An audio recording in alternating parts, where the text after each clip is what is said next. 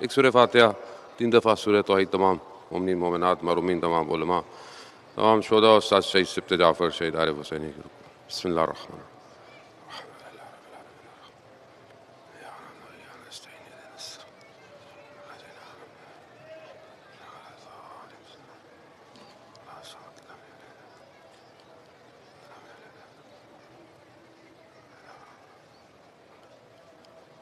امام زمانہ کی سلامتی کے لیے ایک دفعہ صلوات بھیج دیں۔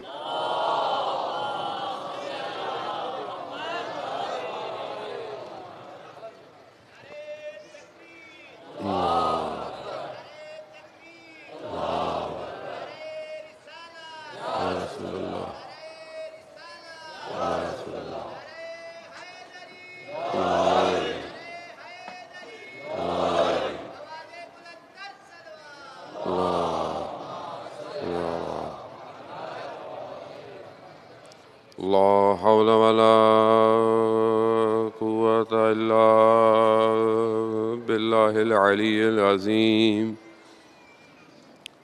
حسبنا الله ونعم الوكيل نعم المولى ونعم النصير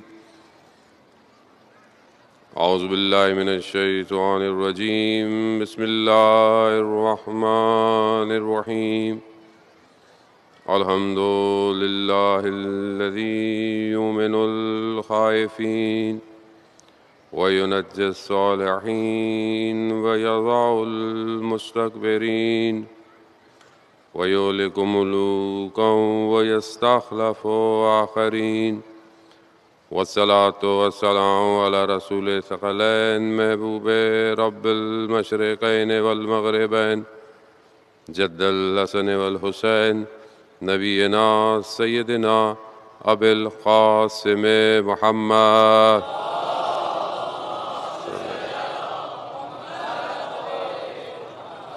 وعلى آلہ الطیبین الطاہرین المعصومین لا سیما بقیت اللہ فی الارضین روحی وارواحنا لتراب مقدم الفدا ولعنت اللہ علی اعدائهم اجمعین بسم اللہ الرحمن الرحیم رب اشرح لی صدری ویسر لی امری واحلل عقدۃ من لسانی یفقہوا قولی اما بعد فقط قال اللہ تبارک و تعالی فی کتاب الحکیم والقرآن المجید وما خلقت الجن والانس الا لیعبدون صلوات بھیج دیں محمد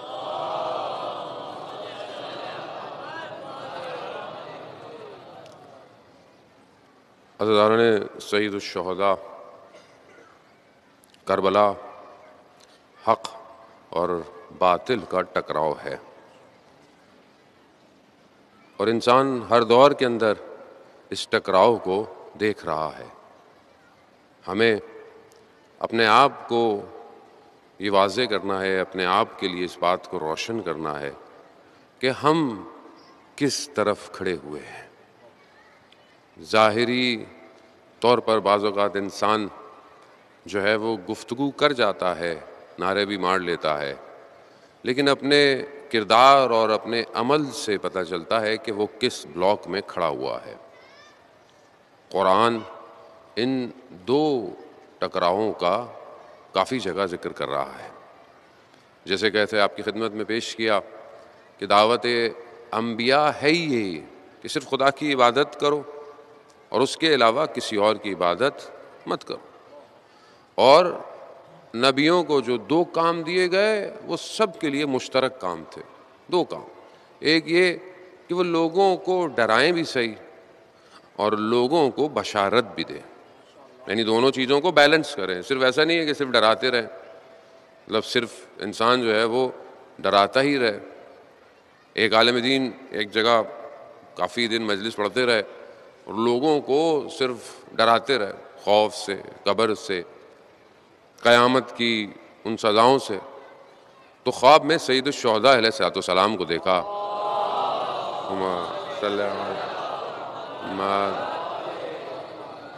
امام نے ان سے کہا کہ دیکھو خدا کی بارگاہ سے صرف انذار نازل نہیں ہوا کہ صرف ڈراؤ، خدا رحمت بھی تو نازل کر رہا ہے اپنے بندوں کے اوپر، اور میں واسع رحمت ہوں۔ سید الشہداء واسع رحمت ہیں، آیت اللہ قاضی طباطبائی خود فرماتے ہیں کہ امام حسین علیہ الصلوۃ والسلام رحمت واسع ہیں، یعنی امام کی رحمت آپ جانتے ہیں کہ پہلے بھی عرض کی کہ امام روز عاشوراء اپنے بچوں کی قربانی کے بعد بھی ہدایت کر رہے ہیں کہ شاید ان میں سے کوئی ایک شخص ہدایت پا جائے۔ رحمت واسع یہی ہے۔ اب یہ مجالس بھی اسی رحمت کی طرف دعوت دے رہی ہے۔ تمہارا تعلق کسی فرقے سے، کسی مذہب سے، کسی اسکول آف تھاٹ سے، کسی آئیڈیالوجی سے ہے، اب یہاں آؤ، یہ رحمت کی طرف تمہیں لے کے جائے گی۔ اب یہ جو کام انبیاء کا اللہ نے دیے ہیں، سارے نبی اسی اسٹریٹجی سے دنیا میں آئے، ظاہر اس کام کو لے کر آئے، ایک پلان دیا گیا، ہر نبی کو اس کے زمانے کے حساب سے پلان دیا گیا، لیکن اس کے مقابلے میں ہر نبی کو اپنے زمانے کے حساب سے مشکلات کا بھی سامنا کرنا پڑ گیا۔ ایک جنگ، ایک جبہہ جو ہر نبی کے مقابلے میں آیا وہ شرک ہے، اور شرک کے ساتھ جو ہے اللہ کے اولیاء کا مقابلہ کیا گیا۔ آپ دیکھیں کہ جو بہت زیادہ جس کا ذکر کیا جاتا ہے، اور آپ قرآن میں دیکھ بھی رہے ہیں کہ وہ ایک بڑی تعداد جو لوگوں کے مقابلے میں آئی، وہ خدا کے مقابلے میں معبود بنایا گیا، یعنی معبود کے مقابلے میں معبود، الہ کے مقابلے میں الہ بنایا گیا۔ ظاہر چیز کریٹ کی جائے گی تو دوسری طرف پبلک جو ہے وہ ڈائیورٹ ہوگی، اور اسی شرک نے آخر جو ہے دنیا کو بربادی کی طرف لے کر گئے۔ اور یہ صرف ظاہر نہیں، قرآن جہاں شجر طیبہ کا ذکر کر رہا ہے وہاں شجر خبیثہ کا بھی ذکر کر رہا ہے، دونوں کی، لیکن ایک کھوکھلا ہے اور ایک کی جڑیں مضبوط ہیں، دونوں میں بہت فرق ہے۔ اسی طرح باطل خود وجود نہیں رکھتا، وہ حق سے ملاوٹ لیتا ہے، یعنی بت جو ہے وہ خود کچھ بھی نہیں ہے، آپ بت پتھر پڑے ہوئے ہیں، آپ مجسمے کھڑے کر دیں، کسی نے کچھ کرنا ہے نہیں، حق کی ملاوٹ کرو بت میں، کیا یہ معبود ہے، ایک خالق، حق خالق کیا ہے؟ خالق ہے، رب ہے، پالنے والا ہے، الہ ہے۔ اب وہی چیزیں اس پتھر میں ڈالو گے تو کام چلے گا، ورنہ ایسے کون پتھروں کی پوجا کرے گا؟ کہو یہ بارش والا ہے، یہ روٹی والا ہے، یہ فلانے والا ہے، یہ ساری چیزوں والا ہے۔ اب یہ حق کو ملانا پڑتا ہے باطل، یہی کام جو ہے وہ لوگوں نے کیا، اسی فورم کو، اسی سٹائل کو کاپی کر کر دوسری طرف لوگوں کو ڈائیورٹ کیا۔ اور یہ خبریں، یہ غیب کی خبریں جو پہنچتی تھیں، جو فرعون تک پہنچی، نمرود اور ان لوگوں تک جو پہنچتی تھیں، یہ خبریں پہنچانے والا بھی جو ہے اللہ ہی کا ہے تو اللہ کا، لیکن اب کیا کریں، بہرحال اس کی ڈیوٹی یہی تھی، ان خبروں کو جو ہے وہ پہنچایا جائے۔ آج کے زمانے میں وکی لیکس، وہ زمانے میں شیاطین نے اس الہی خبروں کو جو ہے وہ ان لوگوں تک پہنچایا، ورنہ فرعون کے پاس ایسا کون سا علم تھا کہ جو اسے پتہ چل گیا کہ ایک بچہ پیدا ہونے والا ہے جو تمہاری حکومت کو پلٹ دے گا؟ اسے کیسے پتہ چل گیا؟ کوئی ہے جو یہ خبریں، حقیقی خبر ہے، یہ سچی خبر ہے، مگر پہنچا رہا ہے۔ عزیزان محترم، یہ دو سسٹم ہمیشہ سے آ کر ٹکراتے ہیں، اور یہ ٹکراتے رہیں گے جب تک کہ حاکمیت حق کی نہ ہو جائے، اور جو لوگ ہیں وہ اسی میں آزمائے جاتے ہیں۔ شرک اتنا باریک ہے، شرک خفی اتنا باریک ہے کہ سیاہ ایک کیڑا سیاہ پتھر پہ اور رات کی تاریکی میں نظر آئے گا، اتنا باریک ہے شرک۔ اور یہ شرک خفی ہے یقیناً، لیکن اس شرک کو کیسے دور کرے آدمی؟ اس لیے اللہ نے اپنے سسٹم کو، اپنے نظام کو بھیجا۔ جتنا بھی کوئی اللہ کے ولایت کے سسٹم سے دور ہوگا، شرک بڑھتا چلا جائے گا۔ یہ شرک خفی ہے، یہاں بعض معاملات میں آپ خدا کا شریک کسی کو نہیں ٹھہرا رہے، لیکن آپ کا عمل، آپ کا کردار اس توحید سے دور ہوتا جا رہا ہے۔ آج دنیا میں مسلمانوں کی تعداد آپ دیکھ لیں گے کتنی بڑی ہے، کتنے مسلمانوں کے ملک ہیں، مگر اتنی بڑی تعداد میں مسلمان ہونے کے باوجود آپ مسلمانوں کے اپنے اندر مشکلات دیکھ لیں۔ یہ کیا ہے؟ مطلب کیا اللہ کو نہیں مانتے؟ آپ کسی کو روڈ پہ روکیں جو سگنل توڑ کے جا رہا ہو، جیسے ہم لوگ بھی آج کل ہم سے تو توڑوا ہی دیتے ہیں کہ یہ تو کھڑا ہونا مناسب ہی نہیں، مولانا صاحب کی گاڑی گزر جائے. ویسے آپ کسی کو بولے کہ یہ غلط کام ہے، وہ غلط کام ہے. ملک کے قانون کا احترام کرنا چاہیے، کوئی بھی بالا تر قانون سے نہیں ہونا چاہیے. ہونا تو یہی چاہیے جب کوئی اور جاتا ہے تو ہم کہتے ہیں لو بھائی، جب ہم خود توڑتے ہیں تو کچھ نہیں ہوتا. دوسروں کو ہم یہ کہتے ہیں. وہ اگر آپ کوئی بھی غلط کام کریں، چوری خدا نخواستہ کریں، کسی کا حق کھائے، تو آپ اس کو بولے اللہ کو نہیں مانتے تم؟ بولا مانتا ہوں اللہ کو. کہا پھر یہ کیوں کر رہے ہو؟ اس کا مطلب کیا ہے؟ اس کا مطلب ہے کہ یہاں ابھی توحید مضبوط نہیں ہے.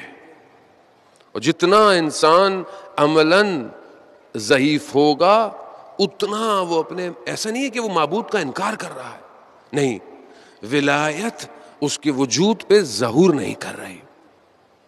دو شہر روایات بیان کرتی ہیں. ایک شہر بلد طیب ہے یعنی پاک شہر ہے، ایک بلد خبیث ہے یعنی خبیث ہے. جو پاک شہر ہے، جو طیب شہر ہے، اس میں جو بھی بویا جائے گا بہترین درخت، میوے دار درخت نکلے گا. لیکن جو خبیث شہر ہے، وہ شہر میں جو بویا جائے گا تو خاردار کیڑے، خاردار درخت، کانٹے دار چیزیں نکلیں گی. وہ یہ کیا ہے؟ یہ روایات جب ان کو کہہ رہی ہیں کون سے شہر ہیں، یہ وہ شہر ہے کہ جو طیب ہے، جہاں ولایت حاکمیت رکھتی ہے. یہ ولایت جہاں حاکمیت رکھتی ہے وہاں ہمیشہ میوے دار درخت نکلے گا. اور جہاں ولایت کو ہٹا دیا وہاں آپ کو شکلیں بھی ٹیڑھی میڑھی نظر آتی ہیں. باقی تو دور کی بات ہے. عزیزان محترم، خوب بہت ادب احترام کے ساتھ گفتگو، تاکہ بات پہنچے. اصل ادب بات پہنچانا ہے. عزیزان محترم، بات پہنچنی چاہیے.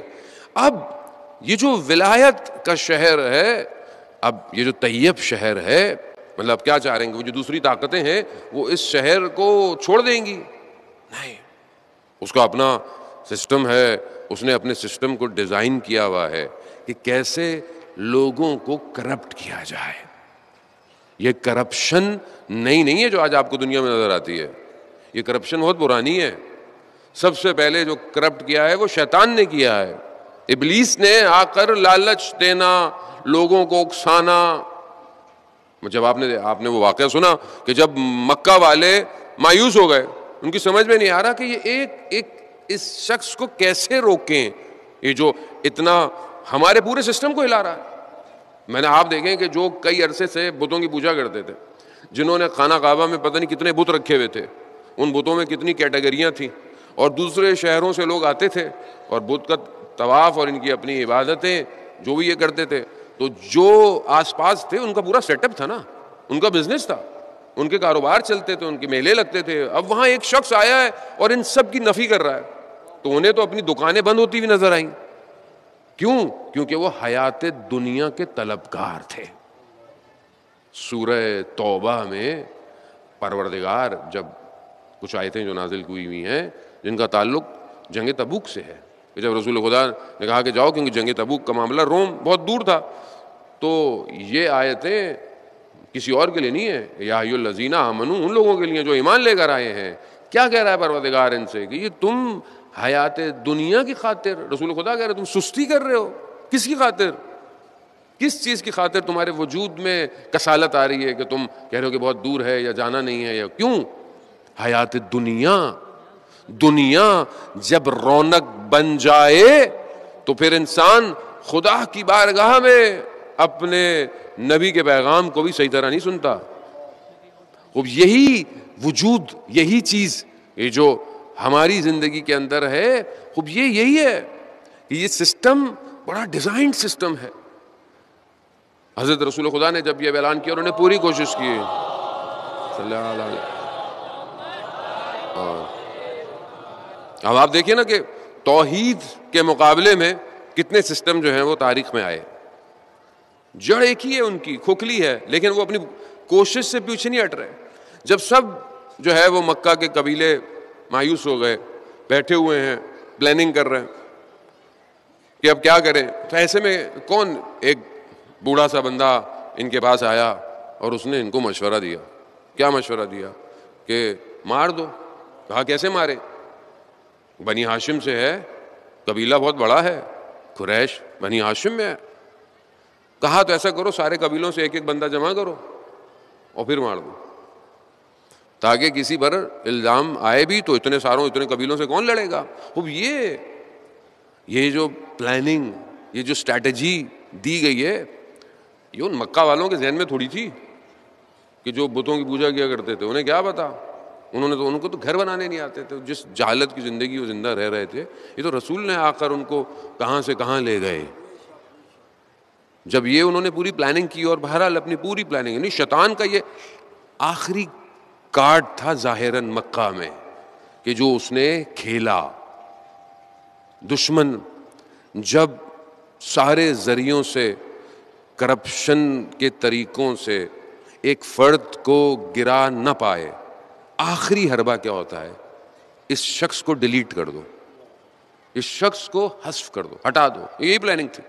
مگر وہ سب پوری طاقت کے ساتھ شیطان کے مشورے پر عمل کرتے ہوئے. شیطان کو آپ کیا سمجھ رہے ہیں؟ شیطان کو نارمل ہے، جو کتنے ہزار سالوں سے انسان کی سرشت سے واقف ہے. ابھی جو شیطان ہے وہ میرے آباء و اجداد سے واقف ہے. میرے دادا کیسے تھے، میرے پردادا کیسے تھے، ان کے اندر کمزوریاں کیسی تھیں، یہ کمزوریاں اس کے اندر بھی ہوں گی. شیطان ان کو جانتا ہے. جو سب نبیوں کے مقابلے میں آیا ہو، اس کا مشورہ بیکار مشورہ ظاہراً نہیں تھا، لیکن وہاں پر وہی دھوکہ کھا گیا جو اس نے پہلے دن دھوکہ کھایا کہ وہ اپنی تو پوری پلاننگ کر کر ان سب کو بھیج دیا، مگر ادھر اللہ کی پلاننگ سو رہی تھی. کہ جب یہ وہاں گئے، انہوں نے حملہ کیا، دیکھا، ہٹایا، تو کیا دیکھا کہ نیا سسٹم خدا نے انٹروڈیوس کرا دیا ہے. اور یہ ایسا سسٹم ہے کہ قیامت تک ہر کفر، نفاق، شرک کے مقابلے میں آ جائے گا. یہی تو وجہ ہے کہ پوری پلاننگ اس نے پھر کی. 50 سال میں رسول کے منبر پر ایسا شخص آ گیا جو حرام کو حلال، حلال کو حرام کر رہا ہے. آپ تصور کر سکتے ہیں 50 years are nothing. 50 سال کچھ نہیں تھے. صحابی زندہ ہیں، لوگوں نے رسول کو دیکھا ہوا ہے، مگر ایسا شخص آ گیا اور وہی سسٹم کربلا پہنچ گیا. اور کربلا میں ایسی کربلا ڈیزائن کی امام حسین نے، آج تک دشمن صرف حسین کے نام سے گھبرا رہا ہے. یہ ہم اپنے آپ کو دیکھیں کہ ہم کہاں کھڑے ہوئے. جانے محترم، ہم سے بھی تو سوال ہونا ہے. ہم کو مجلس میں واہ واہ کرنے تھوڑی آتے. آپ سے، مجھ سے سوال ہونا ہے کہ تم اس دور کے اندر تمہارا سٹیٹس کیا ہے؟ تم کس سٹیٹس پہ کھڑے ہو؟ تم اس وقت جو موومنٹ ہو رہی ہے دنیا کے اندر امام کے لیے، اسلام کے لیے، اصلا بالا تر از فرقے ہو جائیں. اب ہم لوگ کب تک فرقوں میں بٹے رہیں گے؟ کب تک ہم جو ہے وہ دشمنوں کی اس تزریق کا. دشمن کے پاس بہترین حربہ ہوتا ہے. جب کسی بھی کہیں پہ بھی کوئی چیز خراب کرانی ہو تو تفرقہ ایجاد کر دو، کسی ایک فرقے کو مشکل کرو. جیسے آج کل آپ کے سامنے مشکلات ہو رہی ہیں مجالس کی، پنجاب میں آپ کو زیادہ سننے میں آتی ہیں. سندھ کی حکومت تو، کیونکہ سندھ مولائی ہے تو تھوڑا یہاں معاملے بہتر ہوتے ہیں. پنجاب میں تو آپ کو پتا ہے آج کل کتنی صرف کیا ہے، کچھ نہیں کر تو کوئی کچھ نہیں کر سکتا. نہ تاریخ کچھ کر پائی، نہ اس زمانے میں دیکھیں سید الشہداء کے حرم کے اوپر بلڈوزر تک چڑھا دیے گئے، سب کچھ ختم کر دیا گیا. مگر آج آپ کروڑوں کی تعداد میں حسین حسین حسین پہنچ رہا ہے.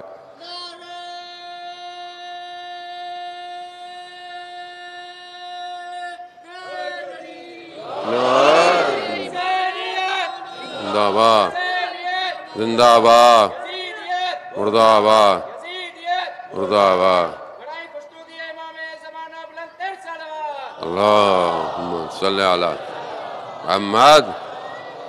اب یہ کمزوری یہ جو ہمارے اندر پائی جاتی ہے یار، دیکھیں دشمن تو کھوکھلا ہے، دشمن باطل ہے، باطل کا وجود نہیں ہے.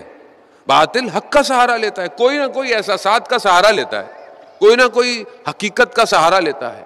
کہیں رسول خدا کے نام سے، کہیں اصحاب کے نام سے، کہیں اہل بیت کے، کہیں نہ کہیں. اب ہم اپنے اندر دیکھ لیں، اگر جذبات ابھار رہے ہیں تو امام علی کے نام پر دشمن کھیل جاتا ہے.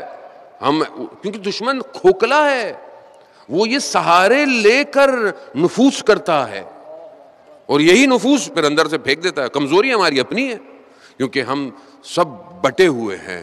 اس کی وجہ کیا ہے؟ کیونکہ ہم دنیا کے طلبگار ہیں.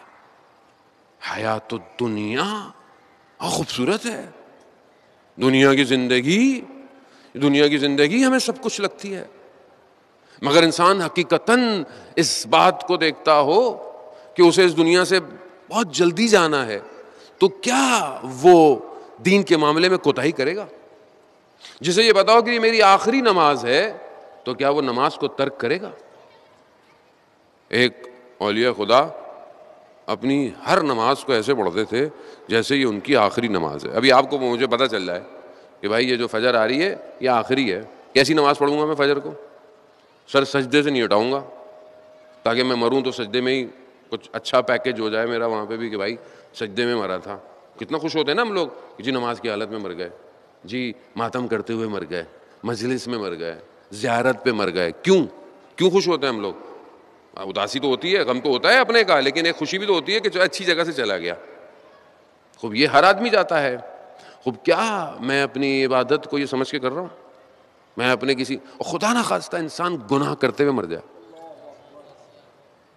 یعنی تو موقع ہی نہیں ملا توبہ کا, کیا کریں گے آپ؟ خدا نہ خواستہ.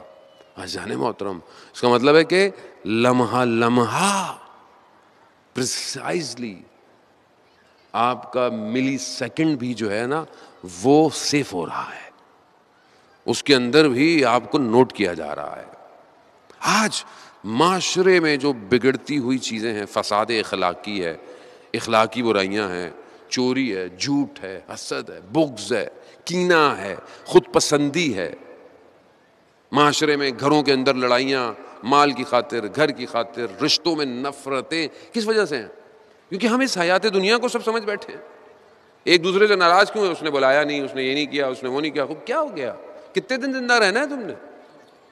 کیوں گلے سڑے وہ ایاس کی طرح جو کہ گلے ہوئے پیاز اور کچھ سبزیوں کو دیا کہ لے کر اس کو ٹانگتے رہو, لے کے پھرتے رہو. 2-3 دن پھرا, گل گئے اور گل گئے اور گل گئے, بو آنے لگی.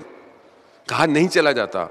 کہا یہ جو اندر بغض اور کینہ ہے نا یہ بالکل اسی گلے ہوئے پیازوں کی طرح ہے, تمہیں بو نہیں آ رہی. روایات ہے نا, جو شخص جھوٹ بولتا ہے اس کے منہ سے ایسی بو آتی ہے کہ ملائکہ بھی پریشان ہو جاتے ہیں, اور ہم تو کتنے آرام سے جھوٹ بولتے ہیں. خوب وزان محترم, خوب یہ مشکلات کیوں ہیں؟ کیونکہ لا الہ الا اللہ نہیں ہے, خدا کی طرف رجوع نہیں ہے. جس شخص کو خدا کی عبودیت کرنی ہے وہ بہت سکون سے پڑتا ہے. آیت اللہ جواد مولی کی تبریزی بتاتے ہیں, اپنے استاد سے غالباً ملا حسین کلی ہمدانی سے بیان کرتے ہیں کہ سجدے کی حالت میں ذکر یونسیہ کیا کرو, لا الہ الا انت سبحانک انی کنت من الظالمین. سجدے میں وہ خود بتاتے ہیں, وہ تو ہزاروں کی تعداد میں, ان کے شاگرد 3-3 ساڑھے 3 ہزار دفعہ سجدے میں پڑھا کرتے تھے. ویسے جو تعداد ہے ان کی انہی سے جو بیان کی جاتی ہے وہ 300-350 دفعہ ہے. لیکن کیا ہم نے زندگی میں ایک دفعہ سجدے میں پڑھا؟ ہم کیا اپنے آپ کو خدا نہ خواستہ اعوذ باللہ کیا اللہ کے نبی سے بہتر سمجھتے ہیں؟ اللہ کا نبی ہیں, معصوم ہیں, ترک اولا ہو گیا, تھوڑی سی ناز, نبی ہیں اللہ سے ناز کر سکتے ہیں. قوم کو چھوڑ کے چلے گئے, قوم نے توبہ کر لی, اللہ نے مچھلی کے پیٹ میں ڈال دیا. رات کی تاریکی, سمندر کی تاریکی, مچھلی کے پیٹ کی تاریکی, 3 ظلمات, اندھیرا چھا گیا. 6 ماہ تک اللہ کا نبی اس کے اندر کیا کہہ رہا ہے؟ لا الہ الا انت سبحانک انی کنت من الظالمین. پروردگار میں نے خود اپنے اوپر ظلم کیا ہے. وہ کیا میں اپنے اوپر ظلم نہیں کر رہا؟ کیا میں اپنے معاشرے پہ ظلم نہیں کر رہا؟ میں خدا کی وحدانیت کو کیسے پیش کروں گا, کیسے جواب دوں گا؟ جانے محترم, آج اگر اسلام کی حاکمیت نہیں ہو رہی تو میں اور آپ قصوروار ہیں, کیونکہ جہاں مجھے ملتا ہے ہم کرپٹ ہیں, ہم کرپشن کر رہے ہیں. اور اس کا دوسرا جو شجرہ خبیثہ ہے, وہ بلد خبیث جو ہے, وہ اپنی پوری پینیٹریشن کر رہا ہے. وہ ان جوان کے دل, جن کے دل جو ہے وہ ذکر الہی میں مشغول ہونے چاہیے, وہ ان جوانوں کے دلوں میں بے حیائی, برائی, دنیا کی محبت, ظاہری دنیا کی لالچیں, زرق اور برق ڈال رہا ہے. ہم کیا کر رہے ہیں؟ ہم اپنے بچوں کو تعلیم, ایجوکیشن اچھی, پڑھائی اچھی, یونیورسٹی اچھی, لیکن تربیت اچھی کے لیے کوئی ہمارے پاس سسٹم ہے کہ نہیں ہے؟ ہم مسلمان ہیں آخر، مطلب کہیں نہ کہیں کوئی نہ کوئی تو سسٹم ہو۔ مجلس تو خدا کا شکر کریں کہ اللہ تعالیٰ نے ہمیں یہ رزق اور نعمت دی ہے کہ اگر یہ ہمارے پاس نہ ہوتی تو کس نے اللہ کو یاد کرنا تھا؟ آپ دیکھ لیں، جس امت کے پاس ذکر نہیں ہے اس کا حال آپ کے سامنے ہے، اور اگر ہے اور بغیر ولایت کے تو بھی حال آپ کے سامنے ہے، آپ کے سامنے ہے۔ اور جان محترم، خوب ہماری بہت ذمہ داری ہے، لا الہ الا اللہ کو قائم کرنا ہے۔ آپ آنکھیں بند نہیں کر سکتے کہ میرے گھر کے برابر میں برائی ہو رہی ہے اور میں کچھ بھی نہیں کروں، نہیں، ایسا کب تک آپ کریں گے؟ کیسے کریں گے؟ مطلب خدا کی بارگاہ میں کیسے جواب دیں گے آپ؟ سید الشہداء اسی برائی کو روکنے کے لیے تو کربلا آئے تھے، ورنہ امام حسین مدینہ میں بڑے آرام سے رہتے، کیا تھا مشکل؟ اس نے کچھ کہنا تھوڑی تھا، نہیں، وہ بھی جانتا تھا، کیونکہ دشمن اللہ کے ولی کو جانتا ہے کہ یہ ایک شخص کائنات کو پلٹ سکتا ہے، اور یہی کیا امام حسین علیہ السلام۔ تو عزیزان محترم، اگر ہم توحید کی وادی میں انٹر ہونا چاہتے ہیں تو ہمیں ولایت کو اپنے وجود میں ظہور دینا پڑے گا۔ اور ایک صفت کہ جو اللہ کے پاس ہے، وہ صفت خدا اپنے بندوں کو دینا چاہتا ہے، وہ رحم کی صفت ہے۔ ہماری جو ایک مشکل ہے، ہم ایک دوسرے پر رحم نہیں کرتے۔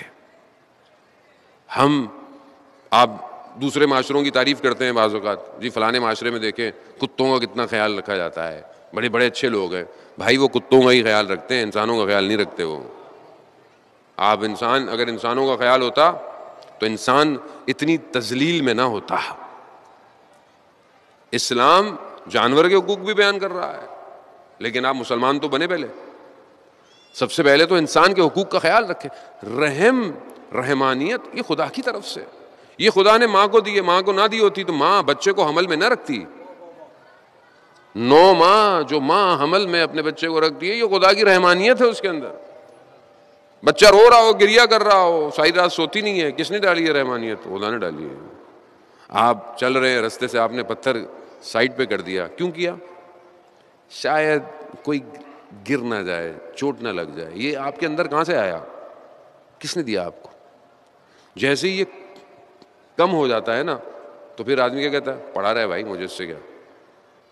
جیسے آج ہم پورے معاشرے کو کہہ رہے ہیں ہونے دیں، ہمیں اس سے کیا؟ جو بھی ہو رہا ہے ختم ہو گئی ہے۔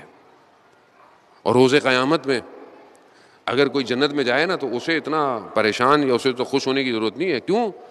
بلکہ اس بات کا افسوس ہونا چاہیے کہ اس رحمان کے ہوتے ہوئے جہنم میں کیسے کوئی چلا گیا، یعنی اس کی طرف وہ واقعہ آپ نے سنا ہے، ملائکہ ایک شخص کو جہنم کی طرف لے کے جائیں گے، مڑ کے دیکھے گا پیچھے، آواز آئے گی کہ کیا دیکھتا ہے مڑ کے؟ کہا پروردگار تیری طرف امید رکھتا ہوں۔ کہا ابھی بھی تجھے میری طرف امید ہے؟ کہا ہاں پروردگار۔ کہا اس کو چھوڑ دو۔ یعنی کتنا رحمان ہے، کتنا رحیم ہے۔ حضرت نوح کا وہ واقعہ کہ حضرت نوح نے عذاب کو مانگا ہے، کیوں؟ کیونکہ 950 سال میں چند لوگ مومن ہوئے، بس اللہ نے عذاب کو ٹالا ہے۔ آپ تاریخ الانبیاء قصص الانبیاء پڑھتے رہتے ہیں، اللہ نے عذاب کو ٹالا ہے۔ بعض روایات یہ کہتی ہیں کہ 80-100 سال عذاب ٹالا گیا ہے، لیکن بہرحال پھر آیا سب کو لپیٹ کے لے گیا۔ پھر اللہ نے حضرت نوح کو بولا کہ یہ جو مٹی ہے پانی کے کنارے، اس سے جو ہے وہ کچھ چیزیں بناؤ۔ انہوں نے بنائی، سوکھ گئی۔ کہا نوح جا کے ان کو توڑ دو۔ حضرت نوح نے کہا پروردگار میں ان کو کیسے توڑوں، میں نے ان کو بڑی محبت سے بنایا ہے۔ تو کہا نوح ہم نے اپنی مخلوق کو بھی بڑی محبت سے خلق کیا، وہ رحمان ہے۔ میں بہرحال آپ کو بتا، بارش کوئی امکان ہوتا ہے نہیں ہوتا؟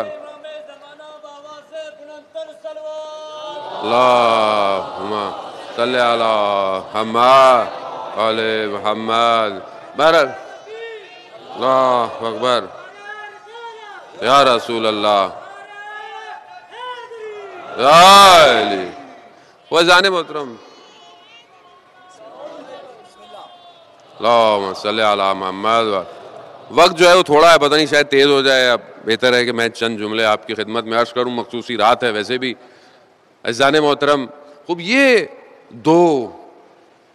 سسٹم آج بھی اسی نفوس پر ہے، یہ سسٹم آج بھی توڑنے میں لگا ہوا ہے. فرقہ واریت، لسانیت، رنگ اور نسل آپ کے سامنے ہے.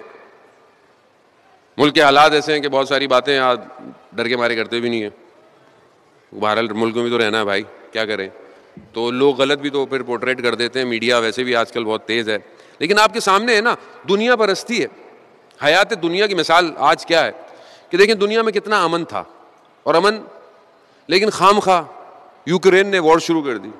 اب یوکرین نے خود، لوگ بولیں گے رشیا نے وار شروع کی، رشیا تو آرام سے تھا، وہ بھی آرام سے تھا، لیکن کس نے یوکرین کو ورغلایا؟ جو اتنے دور بیٹھا ہوا ہے اور اس کا کام ہی یہی ہے کہ کسی ملک کو سکون سے رہنے نہیں دو. کیا ہے حیات دنیا ہے نا، ظاہری پاور کو اپنے پاس رکھنا، جبکہ نہیں ہے، اصل کھوکھلا ہے بھائی. کوئی ظاہری پاور نہیں ہے سوائے خدا کے. جہاں توحید ہے وہیں طاقت ہے، جہاں توحید نہیں ہے وہاں کھوکھلا پن ہے. جتنے بڑے بڑے محل بنا لو، جتنے بڑے بڑے ستون بنا لو، جتنی بڑے بڑے ٹینکر جہاز بنا لو، روئی کے گالوں کی طرح اڑ جائیں گے. یہ ایمان ہونا چاہیے مسلمان کا. مسلمان اتنا کمزور ہے کہ ظاہر کو دیکھتا ہے تو بس چکا چوند میں گھبرا جاتا ہے کیا ہوگا، کیونکہ ہم اتنے کمزور ہیں. ہم نے اس ولایت کو اپنے وجود میں ظہور نہیں دیا. ہم انہی کی طرح کے جنہوں نے کھجوروں کے بدلے میں امام حسین کو شہید کر دیا. کچھ لوگ جو آئے تھے وہ کھجوروں کے لیے آئے تھے، ہر چیز کے لیے آئے تھے نا. عمر ابن سعد لعین، شہر رے کی حکومت. دنیا کے حکمراں کیا ہے، یہ دنیا کے جو حکمراں ہیں ان کو کیا ہے، ڈیزگنیشن ملے گی، پوسٹ ملے گا، مرات ملیں گی، یہ سب ملیں گی. قوموں کو بیچ دو، ان کو تباہ کر دو، ان کو ذلیل کر دو، ان کی خون ریزیاں، ان کے قتال کر دو، تمہیں یہ پوسٹ مل جائے گی. پوسٹ لے کے کہاں جائے گا آدمی؟ کتنے دن زندہ رہے گا؟ مگر فرعون سے بھی زیادہ بڑی کسی کی حکومت تھی، کہاں جا کے گرا ہے؟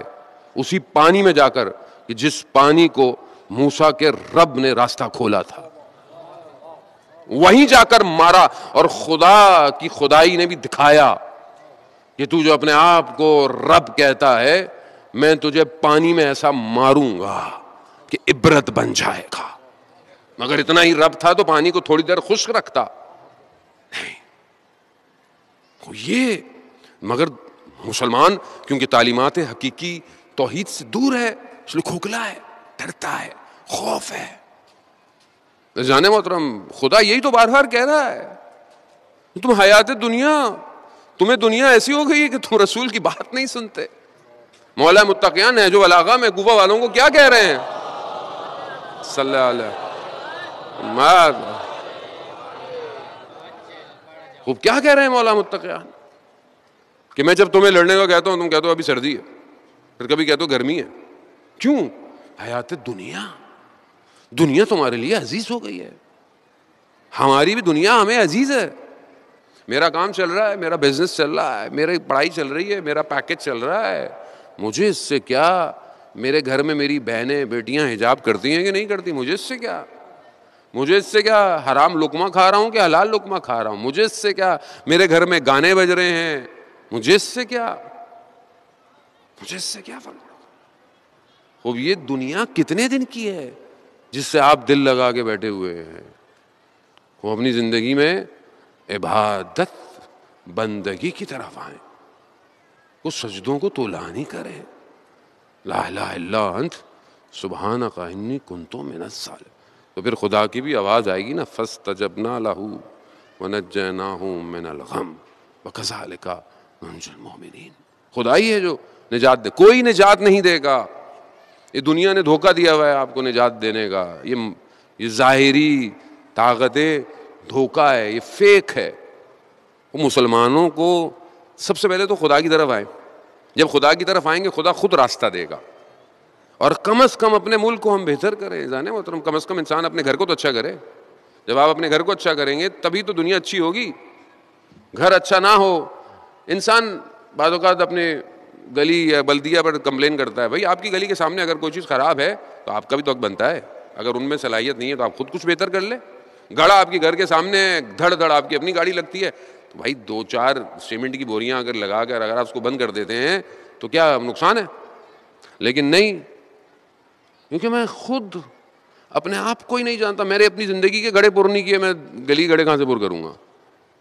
میں خود دنیا کی لالچ, دنیا کے خوف, اور یہ شیطان جو شجرہ خبیثہ ہے اس نے سسٹم کو اتنا انہینس کیا ہوا ہے کہ انسان کو یہ احساس ہی نہیں ہونے دیتا کہ یہ غلطی کر رہا ہے یا صحیح کر رہا ہے. ہر آدمی کہتا ہے میں صحیح ہوں. لوگ حج کر کے واپس آ جاتے ہیں پھر بھی غلط سب چل رہا ہے, صحیح ہے بس اللہ میرے حج قبول کرے. حاجی صاحب 7 دفعہ حج کر کے آئے. اس طرح ہمارے لوگ ہیں, زیارتوں میں جا رہے ہیں, زیارت پہ جانا ہے, ہر سال جانا ہے, اچھی بات ہے جائیں. اب تو اسٹیٹس سمبل ہو گیا ہے. میں 8 سال سے عاشورہ کر رہا ہوں. میں یہ عزیزان محترم, زیارت کے معنی ملاقات کے, ان 8-10 دفعہ میں امام حسین سے ملاقات کتنی ہوئی ہے؟ میں یہ نہیں کہتا کہ آپ نہ جائیں, اللہ نے آپ کو دیا ہے, آپ جائیں, آپ اور لوگوں کو بھی لے کے جائیں. لیکن ابھی یہ مطلب ہم ہر چیز میں اترتے چڑھتے, فیس بک اپڈیٹ ہو رہا ہوتا ہے, انسٹاگرام اپڈیٹ ہو رہا ہوتا ہے. بھائی اپنے باطن کو حسین کے آگے اپڈیٹ کرو. امام حسین تمہارے اسٹیٹس کو بتائیں گے تمہارا اسٹیٹس کیا ہے. وہ جو تم لے کر آئے تھے بغض اور کینہ, ختم ہوا کہ نہیں ہوا؟ حسین کی بادشاہی میں بھی آ کے انسان جو ہے وہ بغض اور کینہ لے کر واپس آ رہا ہے. میں کتنی فیملیوں کو دیکھا واپس آنے کے بعد بھی وہی آپس میں چپ کلشیاں, ناراحتیاں, ایک دوسرے کی برائیاں. وہ بھائی آپ پھر حسین کے در سے نہیں آئے, آپ تو در و دیوار دیکھ کے واپس آ گئے. کیسے ہو سکتا ہے کوئی حسین کی بارگاہ میں جائے؟ ایک یہودی جو ہے وہ گولڈ کا کاروبار کرتا, اس کا ڈر تھا عراق میں حالات خراب ہوئے, وہ گھبرا کے چھپ گیا کہ بھائی کہیں جان کو خطرہ نہ ہو. کچھ دن بعد گیا, دیکھا دکان میں سے مال وال سب لٹ گیا. بہت پریشان تھا, بہت پریشان. اس سے پہلے ڈپریشن میں مر جاتا. اس نے نہ جانے کس طرح اپنے آپ کو جو ہے وہ امام حسین سے توسل کیا. یہودی تھا لیکن بہرحال کیونکہ وہاں کی فضا ایسی ہے کہ لوگ امام حسین کو مانتے ہیں. کچھ دن بعد کہتا ہے کہ میں ایسی نجف گیا اور وہیں کچھ دن رہنے لگا, تو ایک اپنے جاننے والے جس کا کام بھی یہی تھا, پتھر بیچنا, سونا, اس کی دکان بیٹھا ہو تو ایک شخص آیا, کہا کہ مجھے کچھ مال بیچنا ہے. جیسے ہی اس نے وہ بیگ کھولا, صندوق کھولا, تو سارا میرا مال تھا. میں نے اچانک سے اس پہ حملہ کیا, خیر وہ بھاگ گیا, سارا وہ میرا مال مجھے مل گیا. صرف امام حسین سے توسل کیا. کچھ چیز نہیں ہے امام حسین کے لیے دینا, صرف امام حسین اس کا قلب خریدنا چاہتے تھے. وہ یہودی مسلمان ہو گیا. امام حسین قلب خریدتے ہیں. جس کے قلب حسین خرید لے, کیا اس کے قلب میں کسی اور کے لیے نفرت ہونی چاہیے؟ آپ خود تصور کریں نا. اس کا مطلب کیا ہے؟ اس کا مطلب ہے کہ ولایت ظہور نہیں کر رہی, نفوذ نہیں کر رہی. اور وہی جتنے میں نے کل آپ کی خدمت میں عرض کیا کہ جتنے درجے قرآن کی آیات کے ہیں اتنے بہشت کے درجے ہیں. لیکن یہ قرآن کی آیات کے درجے تب آپ کو ملیں گے جب قرآن پر عمل ہوگا. قرآن پہ عمل کتنا ہے؟ قرآن سے عمل کتنا ہے؟ اور قرآن پہ عمل نہیں ہو سکتا جب تک ولایت اندر نفوذ نہ کرے. رسول خدا نے کیا فرمایا؟ میں 2 بھاری چیزیں چھوڑ کے جا رہا ہوں تمہارے پاس, گران بہار. حدیث ثقلین تمام کتابوں میں اہل سنت اہل شیعہ متفقہ علیہ حدیث ہے. حدیث ثقلین 2 بھاری چیزیں چھوڑ کے جا رہا ہوں, اور جب تک تم ان 2 بھاری چیزوں سے متمسک نہیں ہوگے مجھ تک حوض کوثر تک نہیں پہنچ سکتے. قرآن کے درجات چاہتے ہیں, بہشت کے درجات چاہتے ہیں, تو یہاں اہل بیت کو تھامنا پڑے گا. اور اگر اہل بیت کو تھاما ہے تو پھر قرآن کو اپنے وجود میں پیوست کرنا پڑے گا. آج لوگ سوال کرتے ہیں, ہم امام کو دیکھنا چاہتے ہیں, مولانا ہم امام کی زیارت چاہتے ہیں, کوئی وظیفہ دیجئے. لوگ ہمارے بارے میں بھی خوش فہمی کا شکار رہتے ہیں کہ مولانا آپ کی تو امام سے ملاقات ہو گئی ہوگی. عزیزان محترم, خطا کار گناہ گار آنکھیں ہیں. ایسا نہیں ہے کہ دل نہیں چاہتا. بہت شرمندگی ہوئی. میں آج ایک واقعہ پڑھ رہا تھا. ایک عالم دین کہتے ہیں کہ میں آیت اللہ شمس الدین اپنی کتاب روزگاران جلد 5 میں یہ بیان کرتے ہیں کہ میں مسجد جمکران میں تھا, میری آنکھ لگ گئی. مطلب میں اس سے پہلے, لیکن میں نے دیکھا مسجد جمکران میں بڑا رش. تو میرے دل میں یہ خیال آیا کہ اتنے سارے لوگ ہیں اور مولا نہیں آ رہے ہیں. اسی اثنا میں میری آنکھ لگی تو میں نے امام کو خواب میں دیکھا. میں نے وہی بات امام کو خواب میں کہی کہ مولا اتنے سارے لوگ ہیں اور آپ آ نہیں رہے. تو امام فرماتے ہیں کہ یہ سارے لوگ میرے لیے نہیں آئے, یہ اپنی خواہشات, اپنی آرزوؤں کے لیے آئے ہیں. ہاں مگر وہ ایک شخص جو کونے میں بیٹھا ہے نا, بوڑھا سا, وہ میرے لیے آیا ہے. ہاں میری آنکھ کھلی تو میں نے کہا پتہ نہیں میرا خواب سچا ہے کہ نہیں ہے. تو میں نے اس کونے کو جس میں امام نے اشارہ کیا دیکھا, تو میں نے دیکھا کہ ہاں ایک بوڑھا شخص اس کونے میں عبادت کر رہا ہے, گریے کرتا ہے, رو رہا ہے, نماز پڑھتا ہے, تضرع کر رہا ہے. اب میں اس کی نماز ختم ہونے کا انتظار کرتا رہا, پھر میری آنکھ لگ گئی. رات کا پہر تھا. پھر جب میری آنکھ کھلی میں نے دیکھا بوڑھا شخص جا چکا ہے. میں نے کہا ہائے قسمت کہ میں اس شخص کو تو ملتا کہ جو امام کا حقیقی انتظار کر رہا ہے. تو اسی طرح میں بہرحال جو ہے وہ ایک کہیں سے گزر رہا تھا تو مجھے ایک دکان سے عطر کی خوشبو آئی. تو میں نے دیکھا دکان بند ہے کہ میں دیکھوں کہ یہ کس کی دکان ہے. تو اللہ اکبر, وہ جو چیز جس نے مجھے بھی ہلایا, شاید کہ اچھا کرے کہ میں بہتر ہل جاؤں. وہ کہتے ہیں کہ رات کو سونے سے پہلے اپنے ذہنوں اور خیالوں میں امام زمانہ کو لے کے سوتا ہوں. مجھے بڑی شرمندگی ہوئی اپنے اوپر کہ میں سوتے ہوئے امام کو اپنے ذہن میں لے کے نہیں سوتا. کہتے ہیں کہ میں سوتا ہوں کہ شاید جب میں اٹھوں تو مجھے امام کی خوشبو آئے. تو وہ کہتے ہیں وہ کسی نے کہا کہ کوئی شخص آیا تھا. کون تھا؟ کہا بوڑھا تھا شخص آیا تھا. کہتا خوشبو تو ویسی تھی. کہتا ہاں. کہا اس بوڑھے شخص نے کہا تھا کہ امام نے آپ کو سلام بھجوایا ہے. کہا میں نے اپنی قسمت پر گریہ کیا کہ میں اس شخص کو بھی نہیں دیکھ پایا کہ جو اس نے امام کا سلام مجھے بھجوایا ہے. عزیزان محترم, خب یہ کیسے ہوگا؟ کب ہم اپنے آپ کو اس قابل کریں گے کہ ہم اپنے امام کو جو ہے وہ دیکھ سکیں؟ اللہ صلوات بھیجتے محمد والے محمد اللہ صلی محمد. بہرحال میں دستبزہ آپ سب سے معافی کا بھی طلبگار ہوں. بعض اوقات انسان جملہ ایسا بول بیٹھتا ہے, ہو سکتا ہے کسی کے دل کو آزاری ہو. اصل ہدف کسی کے دل کی آزاری نہیں ہے, درد دل ہے کہ جو ہمیں بہرحال بیان کرنا چاہیے. کربلا میں ایسے ایسے دل تھے کہ جو آج تک تلملا رہے ہیں. جب مدینہ میں امام حسن مجتبیٰ کو زہر دیا گیا اور جگر کے ٹکڑے تشت پر آ رہے تھے, اس حالت میں بھی امام نے اپنے چھوٹے سے بچے کو بلایا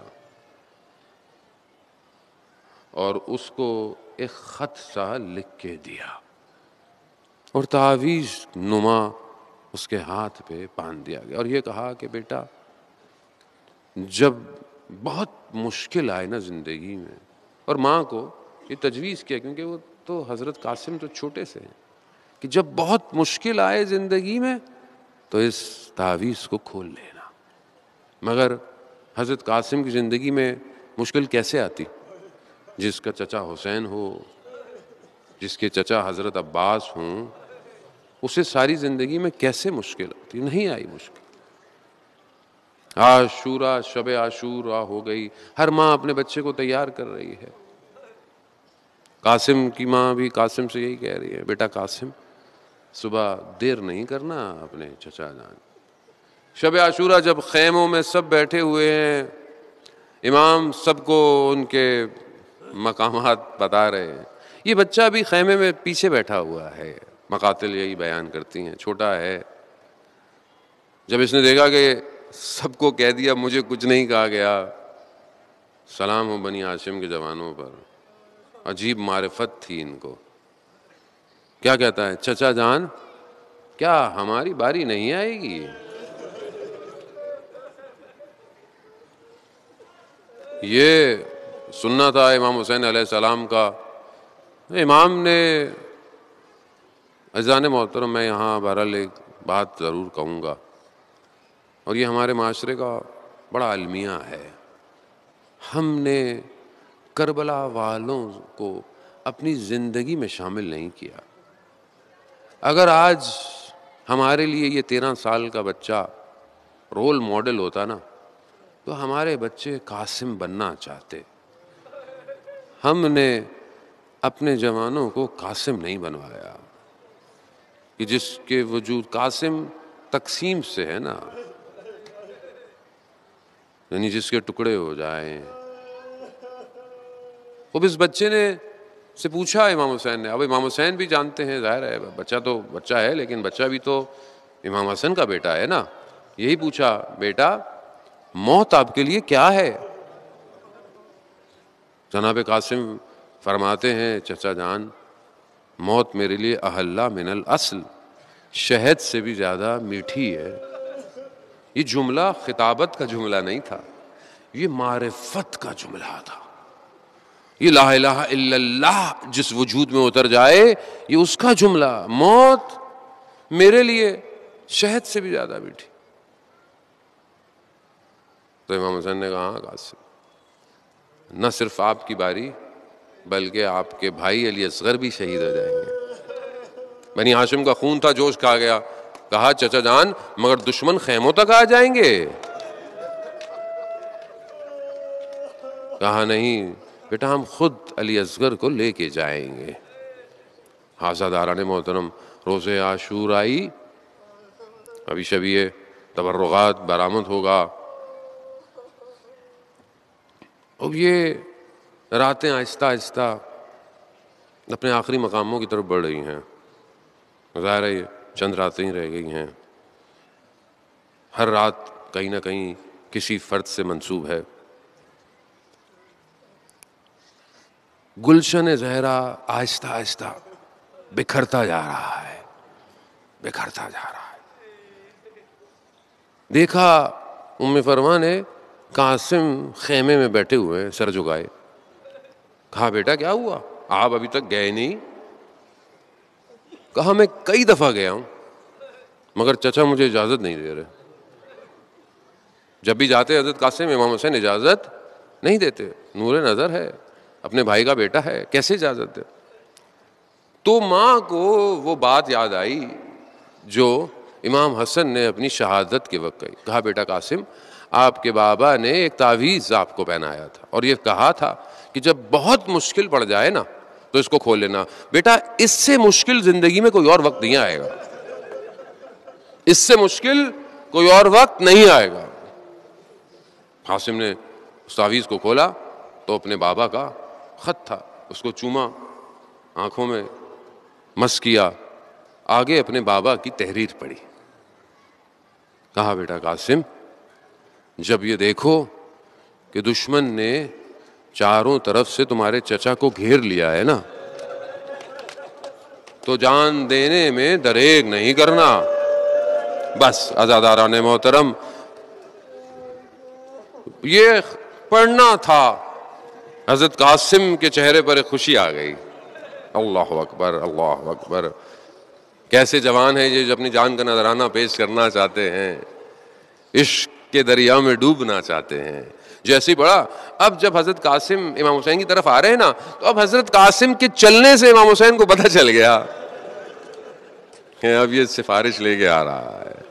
جیسے ہی امام حسین کے پاس پہنچے، بابا کا خط پکڑا دیا، بس خط پر نگاہ پڑی امام حسین کی، ایسے غربت میں کسی کو کسی کا بھائی یاد نہ آئے۔ یا حسین، اور کیا کیا یاد آیا ہوگا، کیا کیا یاد، بھائی یاد آیا تو کیا یاد آیا ہوگا؟ سب سے پہلے کیا یاد؟ مدینہ میں جلتا ہوا دروازہ، اللہ، بابا، رات کی تاریکی میں ماں کا جنازہ، بھائی ہے نا، بھائی کے ساتھ ساتھ بابا کے ماتھے پہ فراق، بھائی کے جگر کے ٹکڑے، اللہ اکبر۔ مقاتل کہتے ہیں، ارباب مقاتل لکھتے ہیں کہ حضرت امام حسین نے حضرت قاسم کو اپنے سینے سے لگایا اور اتنا گریہ کیا کہ دونوں بے ہوش ہو گئے، بے ہوش ہو گئے۔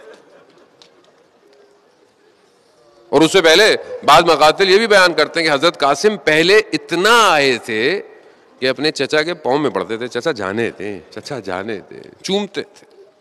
بے ہوش ہو گئے. بعض مقاتل لکھتے ہیں کئی دفعہ بے ہوش ہوئے, بعد میں اجازت دی. اب اجازت کیسی ہے؟ آپ حضرت قاسم کے بارے میں سنا ہے, کتنے سال کے ہیں, بدن کتنا نحیف سا ہے, ذرا نہیں آ سکتی.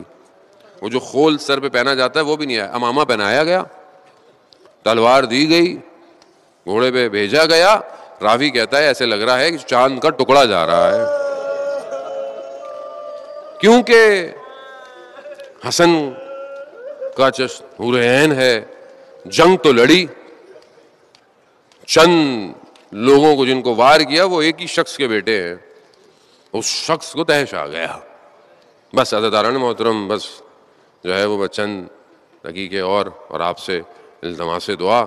عزاداران محترم, دشمن بنی ہاشم کے جوانوں کو ہرا نہیں سکتا تھا, مگر دھوکے سے انہوں نے ہرایا ہے. بعض جگہ میں نے دیکھا کہ کیونکہ حضرت قاسم اتنی شجاعت سے لڑ رہے تھے اور رک نہیں پا رہے تھے, تو کہتے ہیں جو پاؤں میں اس زمانے میں جو بھی چیز پہنی جاتی تھی اس کے بند کھل گئے, تو اشارہ کیا کہ بند کھل گئے ہیں. اس کی طرف دھیان جیسے ہی کہتے ہیں حضرت قاسم کا گیا, نے سر پہ خول تو تھا نہیں, ایک ایسا وار کیا کہ سر فراق میں ہو گیا, کھل گیا. اسی حالت میں حضرت قاسم زمین پر آئے. جیسے زمین پر آئے کہا چچا جان میری مدد کو پہنچے. بس امام حسین نے یہ سننا تھا.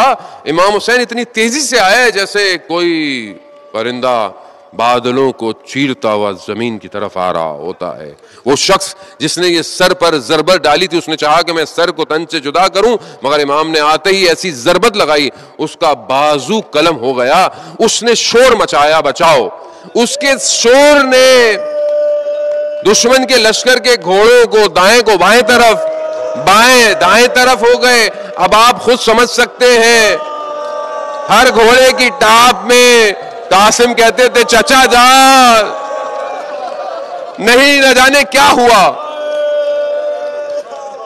وہ چھوٹا سا بدن ہے, دائیں پسلیاں بائیں طرف, بائیں پسلیاں دائیں, میرا مولا پہنچا ہے. بس چند جملے عزاداران محترم, امام نے یہ جملے کسی بدن پر نہیں کہے سوائے حضرت قاسم کے. کہا کہ اے میرے بھتیجے, یہ چچا کے لیے کتنا سخت ہے کہ آپ انہیں پکارے اور میں نہ پہنچوں. بس عزاداران محترم, مقاتل کہتے ہیں میرے مولا نے حضرت قاسم کو اپنے وجود سے لگایا کہ حضرت قاسم کی ٹانگیں زمین پر گھسیٹتی ہوئی اور اسی حالت میں خیموں میں پہنچا دیا.